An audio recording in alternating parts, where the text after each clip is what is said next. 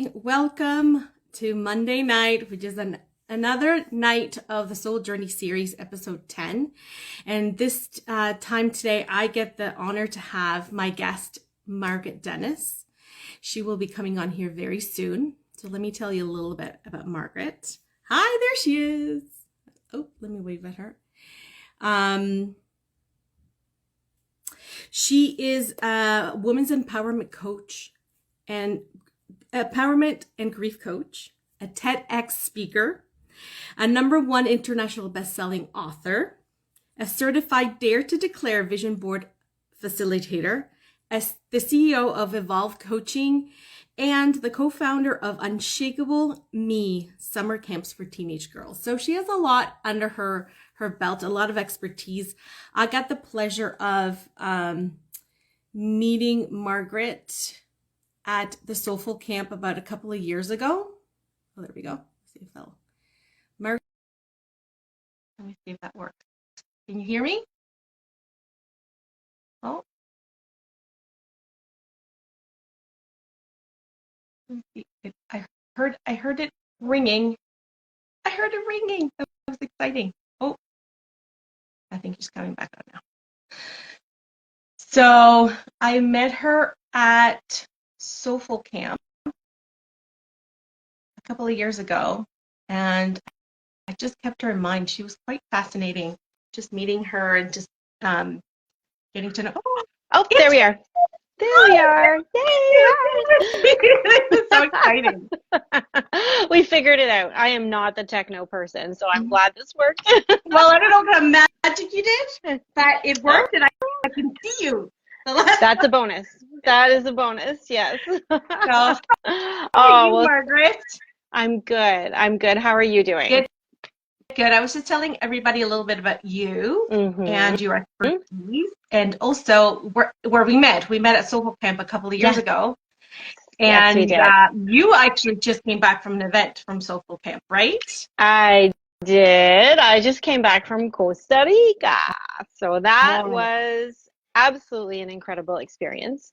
Yeah, there are no words. It was purely transformational. And so a big shout out to Jenny McKee and Heather Del Rosario, who organized the trip with Soulful Camp. It was beyond expectation. So yeah, I'm still kind of coming down from that. I've been home for 4 or 5 days, but I'm finding it really difficult to just sort of get back into the flow of life up here. You know, we were like 35 degrees and in bikinis most days every day down there, and now we're back in jeans and sweaters and snow, and I scraped my car off this morning. I was not happy about that. I know. I don't know. The worst part of me when I come back from trips like that is like, I have to put socks on? What do you mean I have to put socks on? That's funny because that's exactly what I wrote in our group chat. I'm like, I don't want to wear socks. Yeah. It's oh yeah, it was truly an incredible and transformational trip. I really feel like I shifted like internally myself. There was some serious healing and releasing down there, and it was just pure magic. So yeah, it was fantastic. I'm so glad I invested in myself and went. Yeah. You do, like, when we talked, I talked with Margaret a couple of weeks before your trip, and you feel different. Your energy, you feel like that there's this beautiful kind of sun glow to you, like not just your energy all around you. So it looks really, really nice.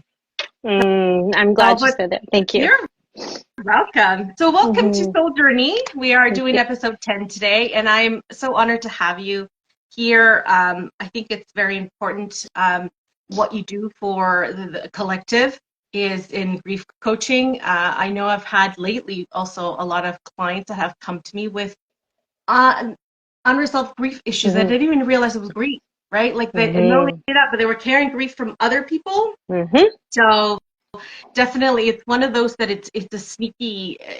It's sneaky sometimes, and you don't realize that it's kind of affecting every area of your life, and then it just kind of filters through, and you're like, what's going on? And it's just coming up for healing. You're really definitely doing very important work. Thank you. So thank you again very much. So let me just recap a little bit because there's more people on the live now. My guest, Margaret Dennis, is a women's empowerment and grief coach.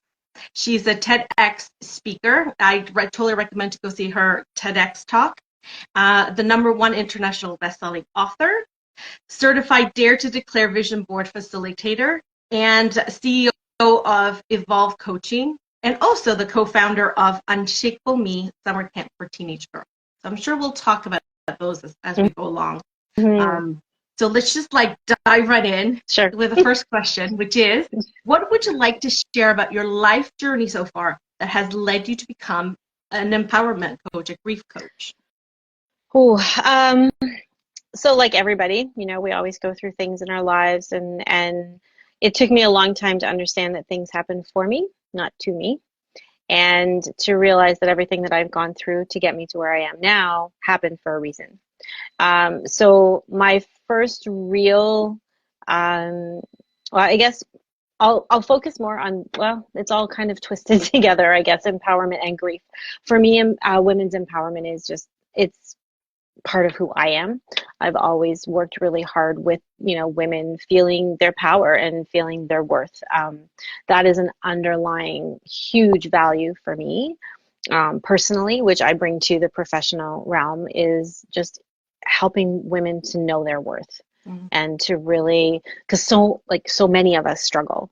We have crap that happens to us in childhood. We bring it from ancestral trauma. We bring it from all that comes through us.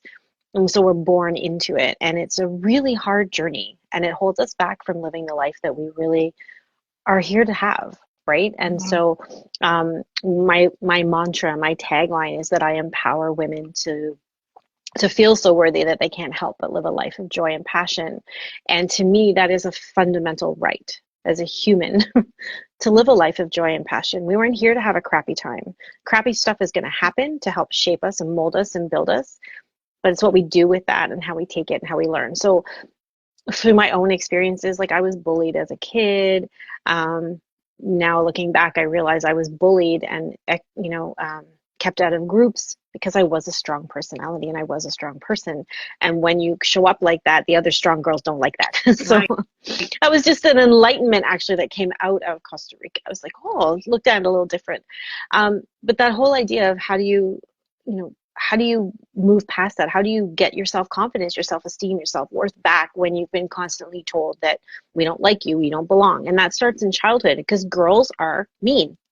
We're mean. We are I would not want to be a teenager or a young kid ever again, ever, ever, ever. And so that was sort of the beginning sort of things that happened in my life. And like a lot of people, I lost my grandmothers when I was in my 20s. And so I was lucky to have them for so long. And then I got married and we struggled to have children. So it was like 6 years of fighting, with our bodies to try and have children. And then we were pregnant with twins. And it was a high-risk pregnancy, and unfortunately the twins came really early at 5.5 months, and my daughter was stable, but my son was not, and he passed away 3 days after they were born. So that's really threw me into the world of grief. And at the time, you're like, I don't understand what's happening. You question, why me, why now, why us?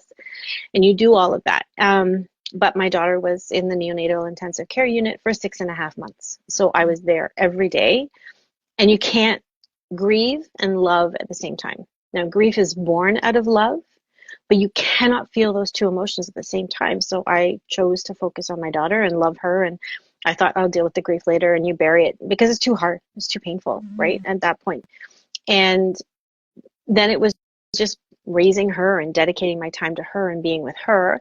And then over the course of the years, things didn't work out with my ex-husband. So we separated 7.5 years ago. So I think it was in 2016 we separated. And so then it was like, how do you support your daughter through that and do all of those things? And so it was the grief of losing the marriage that I thought would be forever. The grief of, all the turmoil within that. And then moving forward to figure out, like, what do I want to do? Where do I want to be? How do I want to be? And that got me into coaching. And I think I have always wanted to be a coach. It just, the opportunities and the timing just never quite worked out until I was on my own.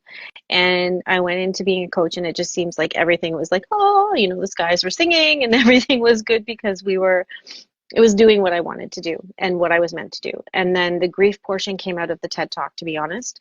I've always wanted to tell the story about what happened. I thought if I could share it with one other person that could actually benefit from that, that would be great. And so I did the TED Talk, and they're like, "Oh, you're the woman who deals with grief." And I was like, "I'm just teaching about it right now." And I really hesitated to get into the grief field because I was afraid I was going to take it all on.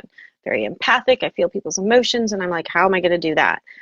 But I'll tell you, it is one of the most rewarding things that I do. And to watch the women that I work with to transform over the time that we work together, to see them go from a place of pain and discomfort and just to watch them grow in themselves and become more sure of themselves and to reconnect with who they are at their core is the most beautiful thing to watch and to witness and to be a part of. And so, yeah, for me, I love doing what I do. And so it was a winding journey, but we all have those journeys. But that's how I ended up where I am right now. And never in a million years, if you'd said to me when I was, in my 20s, oh, you're going to be a grief coach, I'd be like, what? No. But now it just seems like the natural fit for where I am. Yeah. And I think that's why I call it a soul journey, because it is a journey. Like we're always evolving, moving, shifting. So it's never done. Like we'll always kind of go to the next step. And yes, we will. That's the purpose of it, is that you're never done. No. No. Never done. No, it's a constant journey. Thank you so much for sharing that, which brings us to our next question, which is, have you discovered your life purpose? And if you did, how did that occur? So you did explain a little bit about your history, but how did it come? Have you discovered your life purpose, right? Like I know that you're doing this now, but you know how life purpose can be kind of very fluid as well. To put it bluntly, the universe just kept slapping me back into it. That was really where it came from. Every time I go, no, maybe I'm going to go try this, I'd be like, nope, you're back in this arena. And I'd be like, maybe I want to try this. Nope, you're back in this arena. Every time I would push against the grief, I would get thrown back into it. So whether that was I catapulted into the grief arena through Soulful Camp, to be honest. I reached out to Jenny and Heather and said I would love to come and teach about grief. And they're like, yes, that would be amazing. So I was able to start teaching about it. And from there, it grew into the coaching. Because originally I thought I wanted to work with entrepreneurial women and women in business and help them grow their business and do all that. But that just wasn't really in alignment with my soul's purpose. And so it just never really caught on. But as soon as I started working in the grief field, it just seemed so right and everything seemed to fall into place.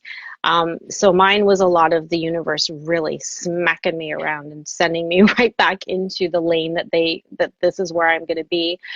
And when I just finally went, okay, and accepted it, it was like, oh, everything just sort of fell into place. And so now I'm really embracing it. But I'm making my coaching practice very much mine. I do traditional coaching, but I also add in a bunch of other things that are me. Yeah. So it makes it very unique, and I approach coaching in the grief space different from a lot of people. Yeah. So, but that's the wonderful thing about this series, is that I want to show people that there's there's coaching and there's healers, right? Healers, but we're all very different, right? We all have different experiences. We have different niches. We help different people, and that's the beauty of it, right? Right. Yeah. Yeah, we do. So what are some of the challenges you faced during your healing journey that you would like to share with us? During my healing journey, I think sometimes it was the fear of facing the emotions head on. Afraid of being overtaken by them, because grief is a big thing.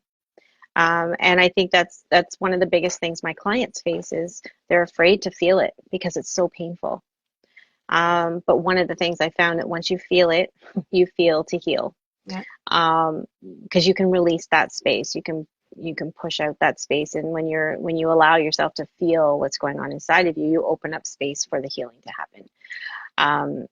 But healing for me, like, it was a challenge too, because I was a mom and I had to be there for my daughter. So I couldn't collapse into a heap and not be there, right? So it's like, how do you balance that? How do you show up fully as a parent while you're grieving the loss of a child? Right. And you have another child who needs you. And so it was really balancing that out. But the healing for me, really, it happened more so in the last few years. Like my daughter's 15 and a half now. So I lost my son 15 and a half years ago. But I didn't realize until I started writing the TED Talk that I hadn't healed.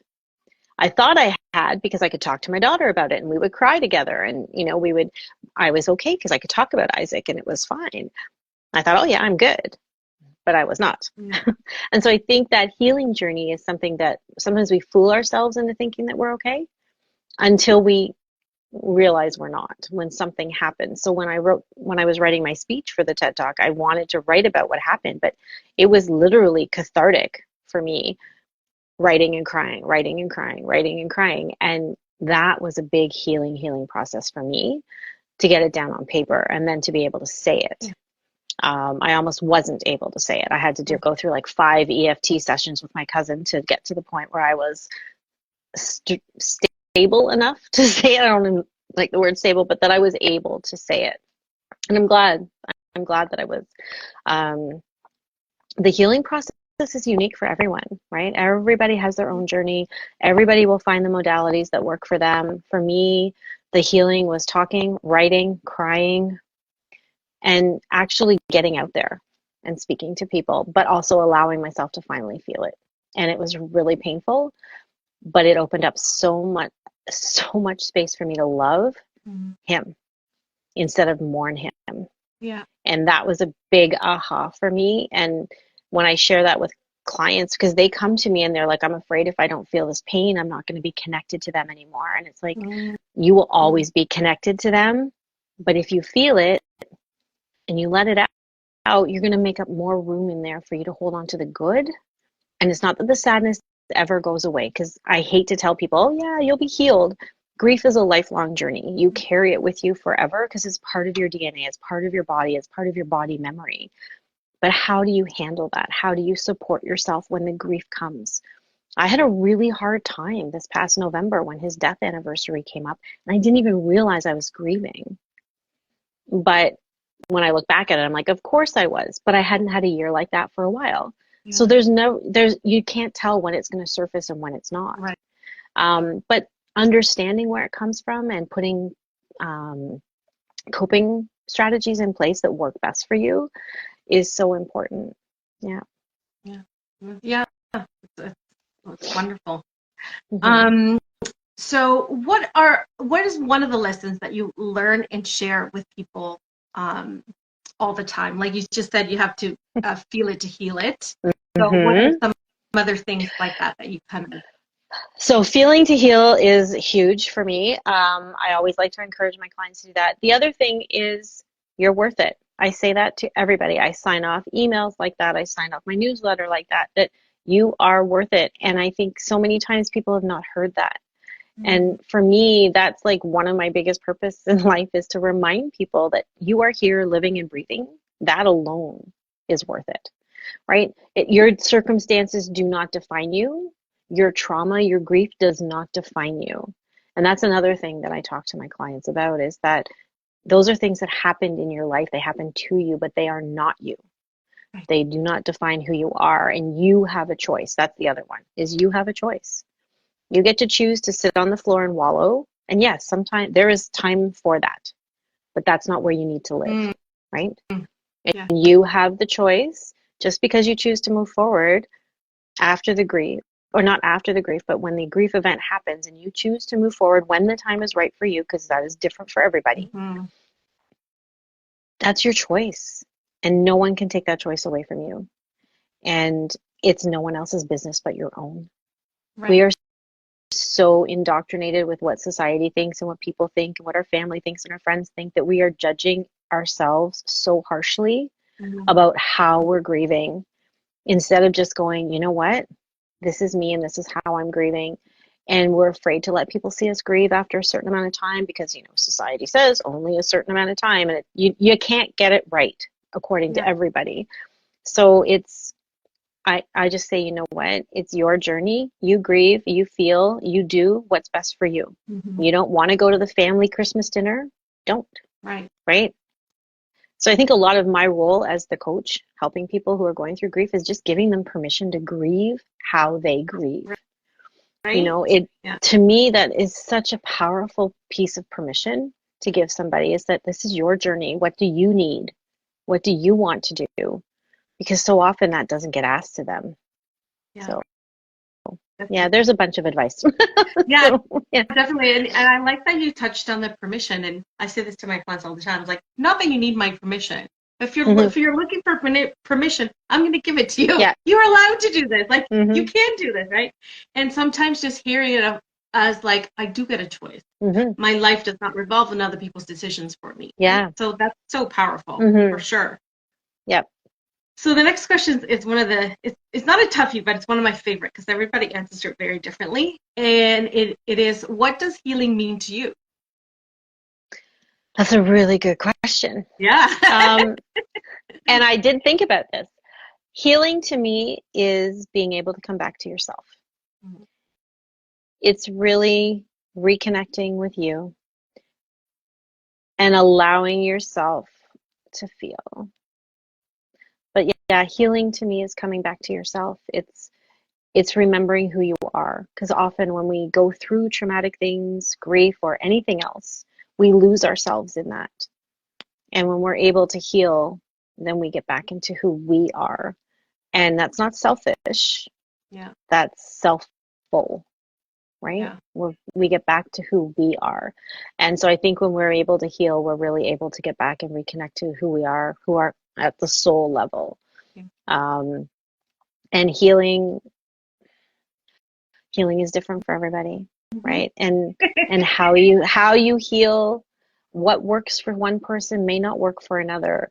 And I think healing almost has a connotation around all done, right? I'm healed, Right. all done. Right. And healing isn't a one and done. Healing is a continuous journey. But as you progress along your healing journey, you connect more and more with who you are, and you become internally stronger, right? It's this sense of peace almost. I think healing, at least within the grief field, I find that healing comes with a sense of peace. And never forget, right? You never let go. You're still that connection, you still honor, you still love, you still remember, but you come to a sense of peace where you're like, okay, I can continue to move forward now. And I know I won't forget them, and I know I won't leave it behind, but I'm me now. I'm back to who I am. My grief, my trauma no longer defines who I am. Right. And I think for me, that's where healing happens, is really in that space where you go, yeah, I'm me now. I'm back to me. And it took me a really long time to get to that place. Yeah. Like, it was not an overnight for me. And it's not an overnight for my clients, right? Especially when you've gone through so much. Yeah. It takes time. Because trauma can cause a change of behavior to cope with the stress of it, right? Not just trauma, but like even grief, right? You do things differently in different ways, then your brain connects in a different way, and just kind of like shift until you kind of remember that, that's a coping mechanism, and you kind of rewrite yourself into 100%. you. Yeah. For sure. Mm-hmm. So the next question is, what do you love most about your gifts and healing talent? What do I love most about them is because oh my God, I get tingles and excited when I get to use them. I think when I use my gifts, I feel like I've come home. I feel in flow. I'm energized, and it's exciting. I love it. I almost get giddy like a schoolgirl. It's like, oh, I get to do this. This is awesome. Like, it feels so good when you're able to just lean into your gifts and not shy away from them. And it took me a very long time to do that, right? Yeah. So being in that state of flow, right? Exactly. Like, just connected. Yes. Yes. I know that state well. I love it. Yes. Yes. It's a great state to be in. So how do your gifts and talents make you unique? So through coaching, I'm a coach, but I've also included a number of different modalities in my coaching. So I include essential oils. I do customized essential oil blends that are actually, I work within the chakras too, right? So the blends are based on where is the emotional thing affecting within the chakras. So let's create a blend that acknowledges the emotions that you're dealing with, that you want support with, but where in the chakras are they actually coming in as well? Um, I also do customized meditations for my clients. And I've just recently added to my program, I have a really good friend of mine who does human design. And so we're going to be offering that as part of their coaching package, so they can do a human design session with her as well, that we can then, I think for both me to coach them and them to understand themselves better, it's neat to bring that in. And the other thing that I offer within my coaching is tarot oracle card readings. So they can either have a card pulled at the beginning of the session, the end of the session, to ground or give them ideas of, or we can do a reading, or so that I love doing. But it's also, all of these things are modalities that I'm strong in and that I offer to my clients, and they can take them, leave them. It's completely up to them, but it is part of what I offer. And I also incorporate some crystal work as well. So wonderful. Yeah. So it's a fun. complete like mind, body, spirit kind of thing. You have that 100%. connection. 100%. Yeah. Yeah. And I love being able to offer something that connects to so many people on so many different levels and allows people to say, well, you know what, I really connect with this part of it, but maybe not that. Okay, great. Let's lean into that. Right. And to be able to have that flexibility within my coaching practice to say, yeah, my coaching is like valuable in and of itself, but to be able to include all of these other modalities within it, I think just opens up the possibility for my clients to create even more insight into themselves and guidance for themselves too. Right. And bringing those extra tools too, to like that when they're going or processing something, they can have those things to kind of pull up, right? Yeah. Which is it's close to the next question, because the next question is, oh no, let's do this one. What projects are you working on right now? Projects I'm working on right now. So I've just launched my exclusive one-on-one coaching package called Empower Awakening, where we take you through the rise, thrive, and soar throughout the program. And you work at your own, like it's a one-on-one coaching for 3 months. It's fantastic. I'm so excited about it. And the other thing that I'm working on launching is my membership program. I'm hoping to get it out on April 8th on the new moon. And it's called Sacred Circle Healing Together. And it's a group coaching program. It's a membership. I'm just finalizing the details, and I'm going to probably soft launch on April 8th and then fully launch in May. So I'm very excited about that too. And the other thing that I'm always working on with my colleague Leah is our Unshakeable Me teen camp for girls. And it's a day camp. We have 1 week here in Ottawa and 1 week in Bowmanville. And we are so excited that we're going to be doing that. So that's fully on promotion right now. Registration is open. Girls can register, and we're doing a few fundraising events around that too. So the Unshakable Me Teen Camp is definitely my passion project. It's so exciting to do that, and to see the change in the girls over a week is just incredible.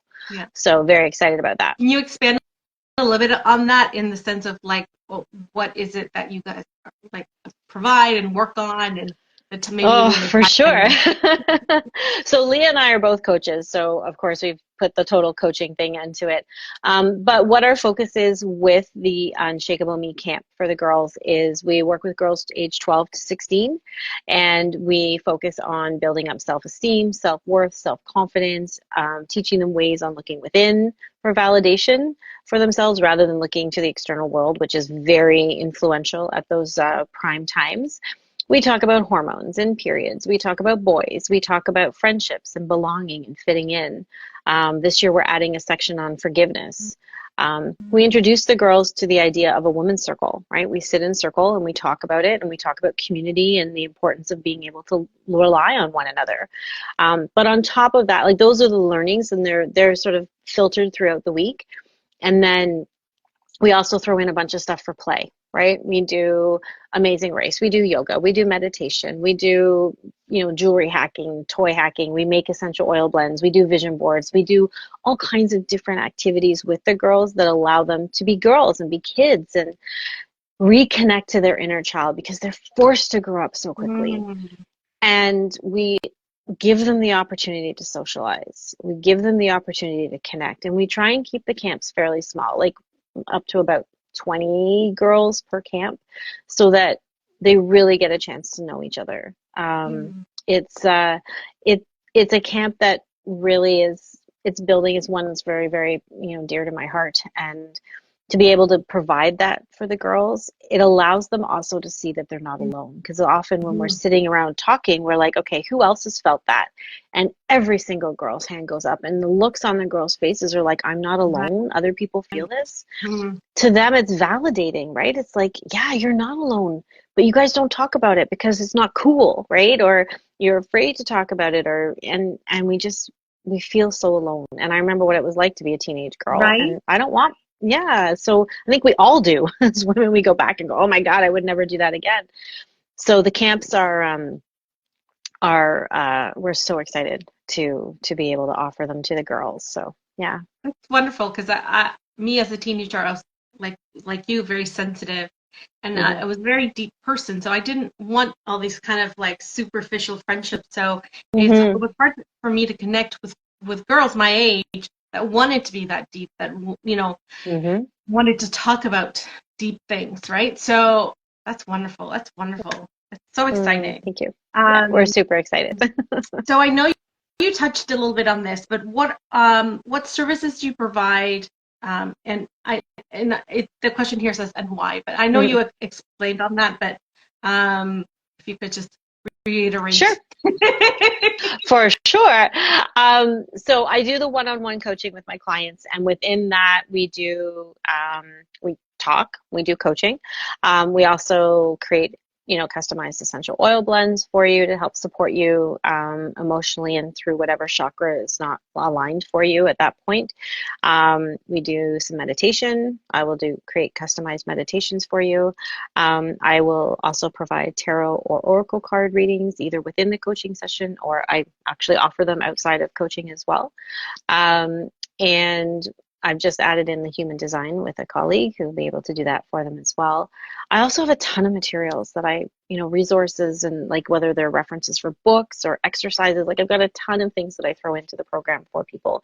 But it's really important that people understand the one-on-one coaching, even though there's all these aspects, it's extremely customized to whatever it is that people are looking for and need and support with. And that it's not a rush through the 3 rise, thrive, and soar. It's we go at your pace. So maybe for the first 3 months, we're only working in the rise because you really have a lot to work through. That's okay. I also teach at women's retreats, especially with Soulful Camp. I love that. I do vision board facilitation as well, vision board and power word facilitation. So amazing tool. And I have started to incorporate that into the coaching as well. And what else do I do? Customized workshops for people if they need them, just for personal growth and development. And I'm also a speaker, motivational keynote speaker. So, and love coming to speak with other groups and to do those things as well.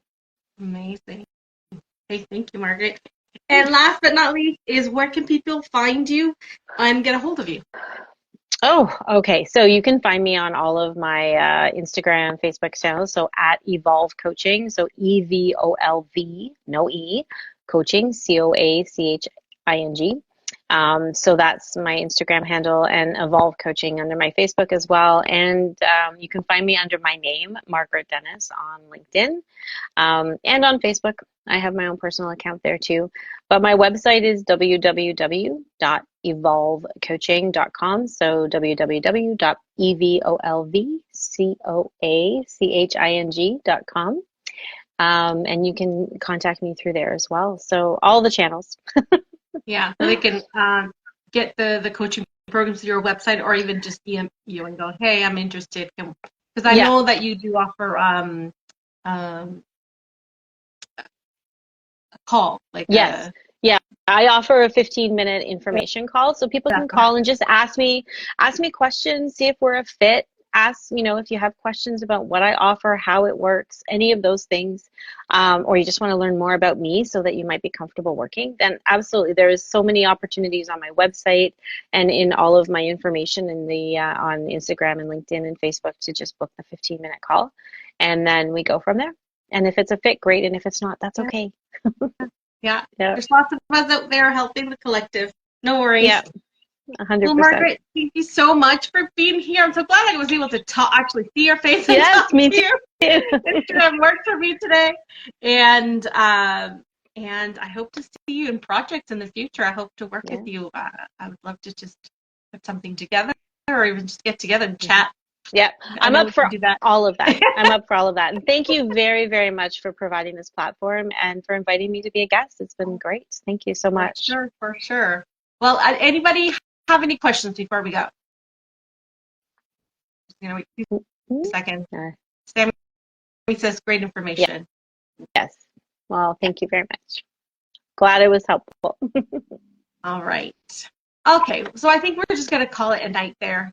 And if you guys have any questions, please reach out to me or Margaret. We will be more than happy to answer your questions. Have a lovely rest of your week. Have a lovely, hopefully I'll see you before summer. But I hope so. I hope so. We will. We'll connect before summer. Yes. And hope to see you all next week. Bye, guys. Thanks. Bye, everyone. Bye.